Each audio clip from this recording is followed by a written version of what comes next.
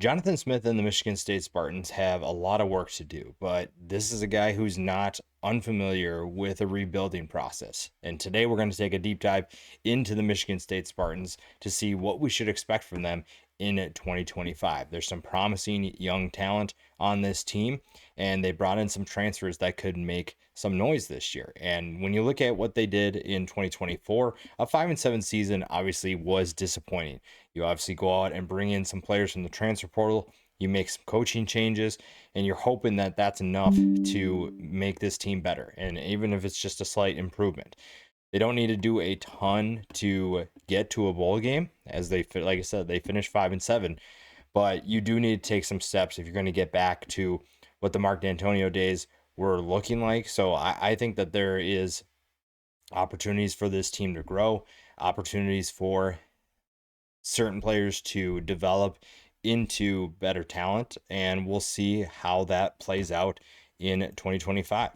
Like I said, they bring in some talent to replace the departing players. You lose a running back like Nate Carter and Karen Lynch Adams, you're going to need someone to step up, and they feel like they recruited pretty well, and they're going to give some young guys opportunities to showcase their skills. They also bring in an interesting player from Sacramento State in Elijah Tolliver. So we'll see if he can step up and contribute in a big way.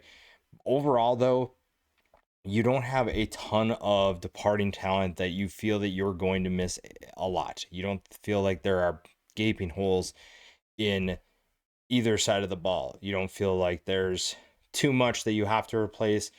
There are guys that are coming back that you feel really good about, and you also, I think the staff feels pretty good about the talent that they brought in from the portal.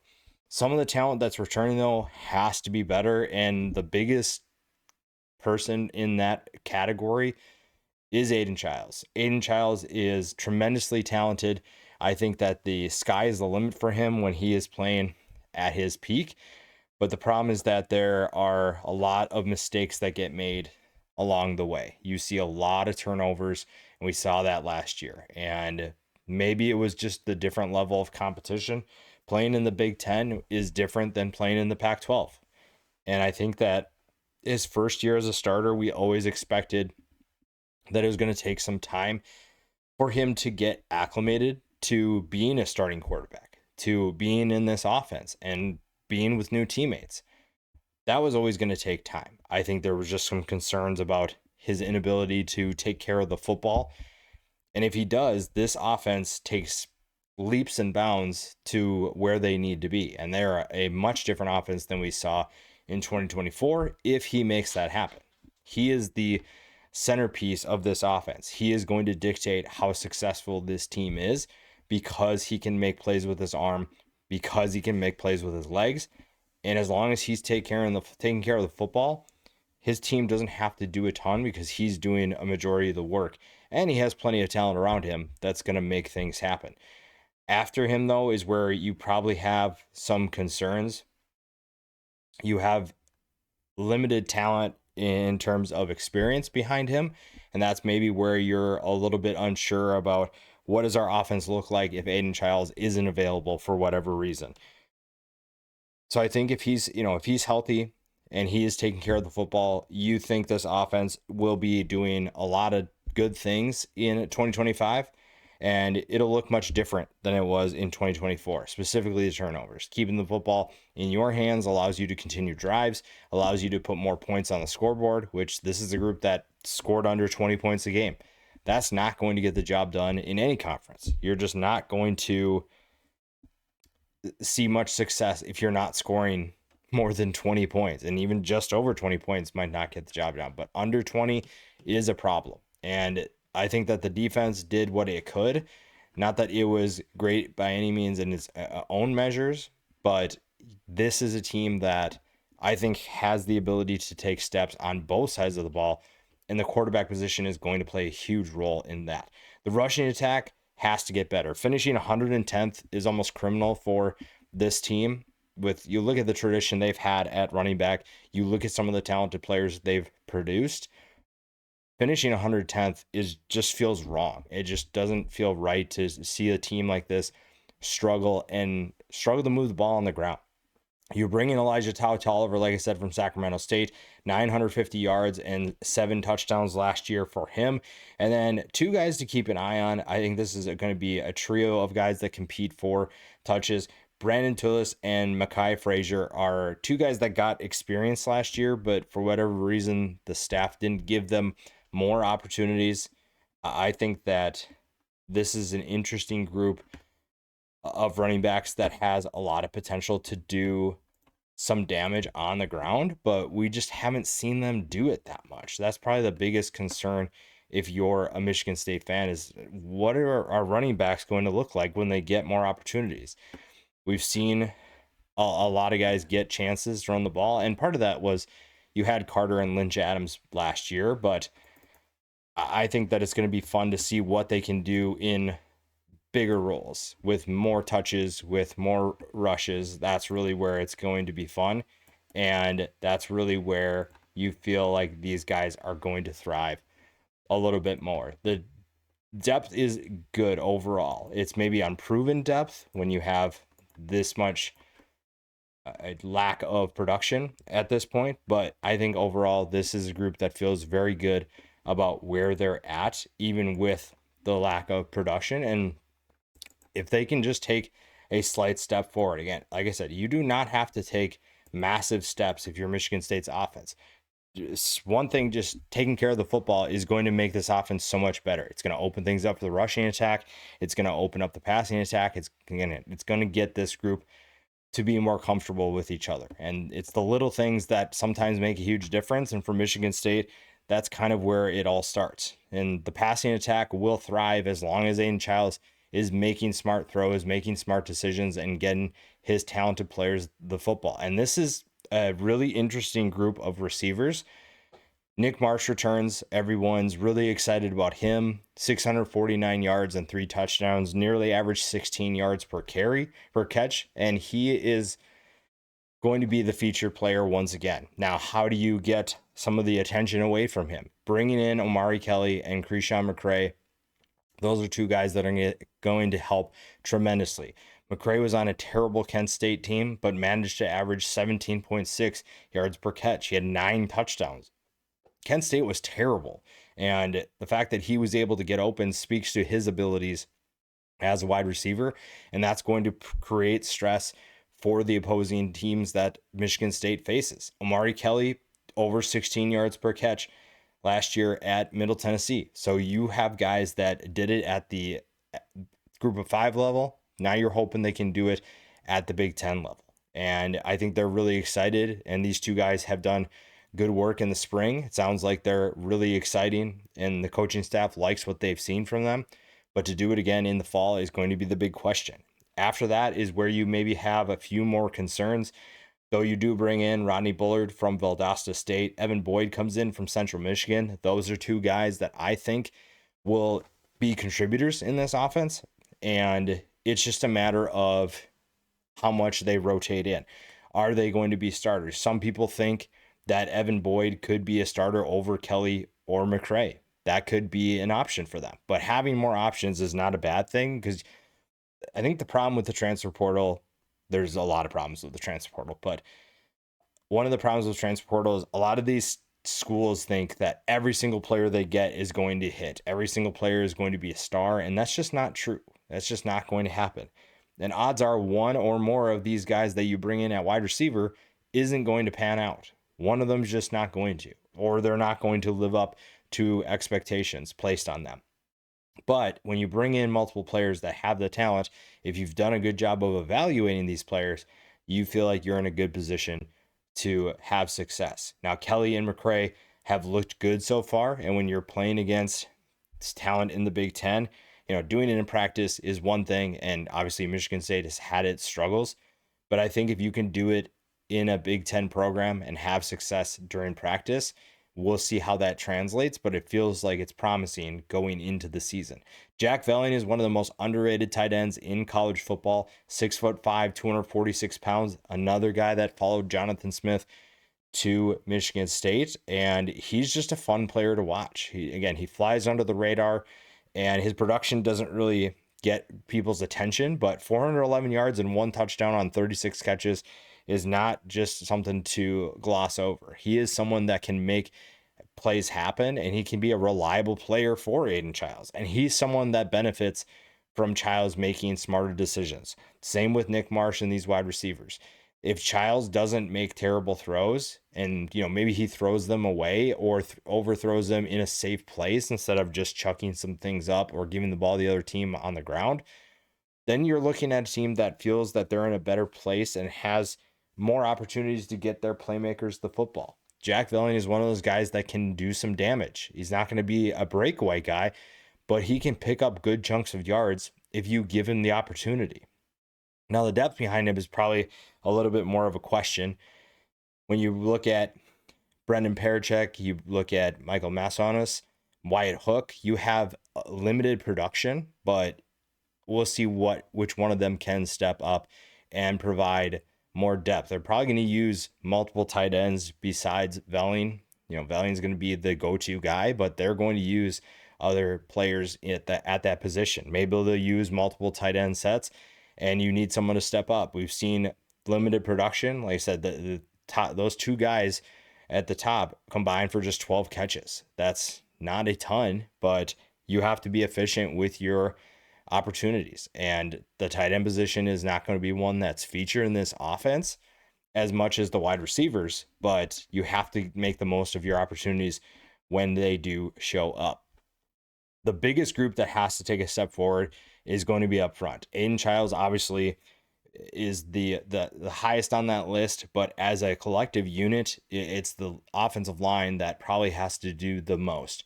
And this is an offensive line that had its struggles at times. And it was a group that struggled to give Aiden Childs time to throw. So you pair a lack of time to make plays with a player that is struggling to take care of the football. That's a recipe for disaster. It's just not going to work.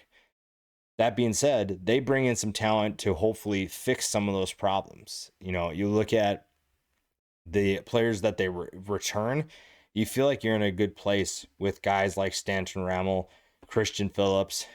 Those are two guys that on the left side should be all right. And you also have certain depth pieces behind them. So Gavin Brocious is going to be an interesting player to watch with Christian Phillips. You have certain players that were injured last year. Both of those guys at left guard were injured at one point last year. So it's just staying healthy could be a big thing for this team. You bring in Matt Gulbin from Wake Forest, an experienced player. It started all 12 games for the Demon Deacons, have 39 games played in his career. So he's seen plenty of defenses. He's seen plenty of time on the field and gives you a veteran to help a young quarterback kind of settle down at times. Luka Vincic is going to be an interesting player at guard. I think he's a really exciting addition. Only has 2 starts under his belt, but they really like what they got in the portal from him. Caleb Carter behind him out of Western Carolina, another experienced player that if they need depth, they found it in him. So you feel good about the guard positions. Cooper Terpstra is another player on the interior. Obviously, Matt Gulbin is going to be the starter right now, but Terpstra is an interesting player to watch as the backup center. Cole Dellinger is a guard, potentially a center as well, so that's good depth at multiple positions. And then the other tackle position, Connor Moore comes in from Montana State, and that's a winning program. He knows what it's like to win, and part of bringing in some of these transfers is to bring guys in that expect winning. They expect to win football games, and sometimes that helps you improve your culture, that improves your mentality. Now, he's going to compete with Ashton Lepo for that starting spot. Lepo started all 12 games at tackle for Michigan State last year. Now, just because you start the whole year doesn't mean that you're going to be the starter. When you struggle as much as Michigan State did up front, you need to find guys that could potentially take a leap. And if that's the guys you have on the roster already, great. If it's someone that you bring in, whatever works. This coaching staff, and really all coaching staffs in 2025, are realizing they just have to find the right combination, the right players that are going to help them win football games. It doesn't really matter if they're a returning guy or someone that's new to the program. You have to find the right guys. That's your job as a coaching staff. And Michigan State has done that. They've infused talent from the transfer portal in this offensive line, and they're hoping that combined with the returning talent creates competition that makes everybody better. And The offense as a whole needs to improve. There's plenty of areas where that can happen, and really it's all in their hands. It's all under their control. This is not a team that's going to be hopeless. They're not like, well, we can't do anything. They literally can do exactly what they need to get better, to get to a bowl game, to win more football games. They have everything ready in front of them, and they don't have to worry about what everyone else is doing. They can find ways to improve themselves and then deal with whatever adversity comes along the way. The defense, I think, had some really good things about them. But there are definitely some pieces that need to improve. And like the offense, the life in the trenches wasn't the greatest. And this was not a disruptive group by any means. So you're looking for someone to step up in a big way. When your linebacker is your leading sack leader in 2024, you're looking for guys to step up front. And you return a couple promising players as long as they stay healthy. You also went to the transfer portal to bring in some talent like a Grady Kelly and David Santiago to join Alex Van Zumeren, Jalen Thompson. Those are two guys that are looking to take on bigger roles for this defense, the defensive line specifically. They're looking to thrive, and both of them have tremendous talent. And you bring in certain players to hopefully complement them as well. Another player that comes in, well, two guys actually I'll talk about that come in from the transfer portal. Isaac Smith from Texas Tech had 31 tackles last year, 4 tackles for loss, 2.5 sacks, and Cam Williams from Georgia State, 21 tackles, 5 tackles for loss, 1 sack. Quindarius Dunnigan is coming back, solid year last season, but again, somebody needs to step up. Maybe it's a collective step up, if you will, but the Edge has too much talent not to be successful this year. They have too many players that can make plays for that not to happen. And if that doesn't happen, it's going to be a long year. If you can't get to the quarterback, if you can't be disruptive, it's going to take some time for you to sort things out and win football games in the Big Ten. This is not an easy conference to win. You brought in a number of teams that are going to make things a lot harder. And if you can find ways to be more disruptive on the edge, you're in a great position. Now, on the interior, besides Van Zumeren and Kelly, you have Ben Roberts coming back, Jalen Satchel, Ruquan Buckley, but those guys don't have as much production as those other two. Not that the other two have a ton, but you have probably some really good competition. You just don't necessarily know who's going to be those depth pieces, who are going to be the starters and going to be starters for the entire year. That's going to be really fun to watch if you're a Michigan State fan. I think that the opportunity to start over, right? We talk about the offseason and why it's such an exciting time for a lot of teams is because nothing bad has happened yet in this season. Nothing bad has happened to this team in terms of injuries, in terms of people not living up to expectations. This is the time where you get to sort things out. You get to work through your issues. You get to work through practice and find out where we need to improve, where teams need to get better.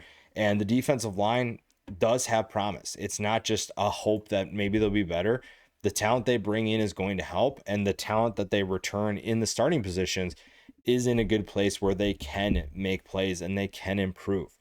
That's going to help the guys behind them as well. Now, we'll see what kind of offense or defense that Joe Rossi wants to run. And Joe Rossi is going to be a really interesting defensive coordinator once again for this team. He brings in a really fun scheme. And when you watched his time at Minnesota, when the Gophers bought in to his defense, they were tough to compete against. They were tough to beat. They were tough to move the ball on. And the linebackers were making big plays. And you have the right group of linebackers coming back, I think, to make some of those plays happen. Now, what kind of front they'll use will remain to be seen, but they do have options. Jordan Hall is a really interesting player for this team because I think he is still yet to reach his ceiling. He still has his best football ahead of him. I think that he is someone that could have a big year in Joe Rossi's system. Joe Rossi, like I said, when they're playing together, when the front guys are doing their thing, when the linebackers are playing as well as they are, this is a group that's very dangerous and tough to run the football on and really just tough to make plays. Minnesota does not recruit on the level of some of these Big Ten teams, and Joe Rossi had them as a top defense in the country. If he can do that with Michigan State, you're looking at a team that takes, again, huge strides towards their success in 2025. Jordan Hall is going to be part of that. Wayne Matthews is a former transfer himself. A decent year, 33 tackles. You'd like to see, again, some of these tackles for loss and sack numbers are very disappointing, but you're hoping that will improve with another year under Joe Rossi and another year of experience for some of these guys. Darius Snow is the other one, 29 tackles, 1 tackles for loss. The depth behind him is probably where you have maybe some more concerns. You don't have as much production behind them. Maybe the depth is a little bit thin. So you're hoping somebody steps up in a big way. Is it going to be a guy like Brady Pretzlaff, Marcellus Pulliam? Those are going to be guys that you maybe look to step up. Or maybe it's going to be a transfer. Isaiah Moa is going to be a guy who comes in from BYU and could insert himself into this rotation. You need some guys to step up because you're not going to just rely on your starters. The depth has to play a role as well. And again, this is a system where the linebackers could have a major impact depending on how well they can play. The secondary is kind of the same way. The secondary actually feels like it's in a pretty exciting place. If you're a fan of this team, you bring in plenty of depth and you have good starters coming back. Chance Rucker obviously didn't have the best year last year for obvious reasons, but you look at what he did 2 years ago, you look at what he's capable of doing. That's a really exciting cornerback for this team. You also bring a veteran from Texas State in Joshua Eaton. Those are two guys that can build off each other. You can kind of give Rucker some of that experience if you're Eaton, and Eaton can learn from Rucker as well. You also return your top 2 safeties. Nakai Martinez, the former UCF transfer, is back. Malik Spencer is back. And honestly, if you're a safety wearing anything in the 40s, you better be playing really good football, or at least respectable football. And so hat tip to Malik Spencer for wearing 43. I'm sure a lot of people don't necessarily think that's a great decision number-wise for all the number analysts out there, but Malik Spencer's a really interesting piece for this defense. Experienced player, knows how to make plays, and is going to be huge for maybe some of the newer faces that are coming in that aren't exactly sure of where they're going. The nickel position is an interesting one. Not exactly sure who's going to play that role. Nijay Burt comes in from Eastern Illinois. He's an interesting piece, a guy that knows how to make plays and is just hoping to prove himself. Armorian Smith is another guy that could play there. Maybe a guy like Tracy Revels from Bowling Green, who's probably going to rotate in at safety. He could also slide over to there. The cornerback position has solid depth behind Eaton and Rucker. Malcolm Bell comes in from UConn. You also return Jeremiah Hughes. They have pretty good experience between the two of them, so you're feeling pretty good about those two guys. Even a guy like Devin Cromwell or even Dontavius Nash. Cromwell comes from Texas Tech. Nash is from ECU. So you have plenty of options. You just don't necessarily know who those reliable options are going to be. But this secondary feels like it's in a pretty good place. And the secondaries in Rossi's system in the past have done a lot of really exciting things as well. Now, when you look at how they get to a bowl game, it's pretty optimistic if you can find the wins. And there's definitely wins on the schedule. It just depends on how you view some of these teams. 5.5 is the over-under right now. None of you think that they're going to finish first through third in the Big Ten. 17% say 4th through 8th. 67% say they're going to finish 9th through 13th. So that's probably maybe a losing record, maybe a 6-6, 7-5. We'll see how that plays out. And that's not necessarily bad, but a majority of you think that's where they're going to finish. 14th through 18th is another 17%. So you're kind of thinking more towards the bottom of the Big Ten here. But when you look at the schedule, Western Michigan, Boston College, Youngstown State. Now, Boston College is going to probably be a tougher game than a lot of people anticipate. And we saw what happened last year when you face certain teams like that for Michigan State. But that's a potential 3-0 start. USC, that's a tough game, especially on the road. But USC is a team that's trying to find its identity. And if Michigan State is a surprise team, then maybe you find a way to pull off an upset there. I just don't think that's super likely. Nebraska has to prove that they're better. but they're probably in a better place right now than Michigan State. UCLA is definitely a winnable game, but UCLA is also a team that has plenty of new faces that are looking to make an improvement, and they bring in Nico Amaliava. You're looking at a team that could be much better. Indiana, the team went to the college football playoff last year. They're probably going to be a solid team.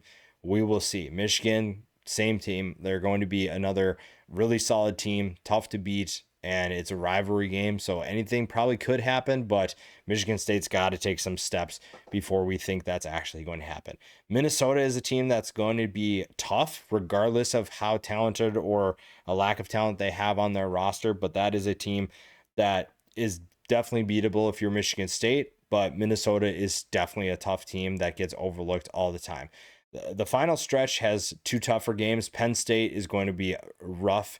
At Iowa is always a tough place to win. And then you have a neutral site game versus Maryland in Detroit. So we'll see at that point if Maryland still has its coach. We'll obviously know that well before that, but that's definitely a winnable game there as well. So right now, I think the ceiling is 7-5. I don't. I think you're kind of stretching it if you're saying anything above that. 4-8 is the floor. So 4-8 would be a huge disappointment. It would be a step back, and it's definitely possible. But I think you're looking at a 6-6, 7-5 season. If you're a Michigan State fan, definitely have the wins available to you on the schedule. It's just a matter of, again, taking care of the football if you're Aiden Childs, improving in the trenches on both sides of the ball. That's really where most of the success will come from, is if those guys and that those units can take slight steps forward. Again, you don't need to be elite by any means. You can take small steps and see big results. It's just a matter of can one or more of them do it? And if it's just one, which one of them is going to do it? And if Aiden Childs is not that one, it might be another long year, but we'll see. Still an exciting time. If Aiden Childs does take that step, that's going to be one of the best quarterbacks in the Big Ten. This is going to be a really exciting team that could surprise people.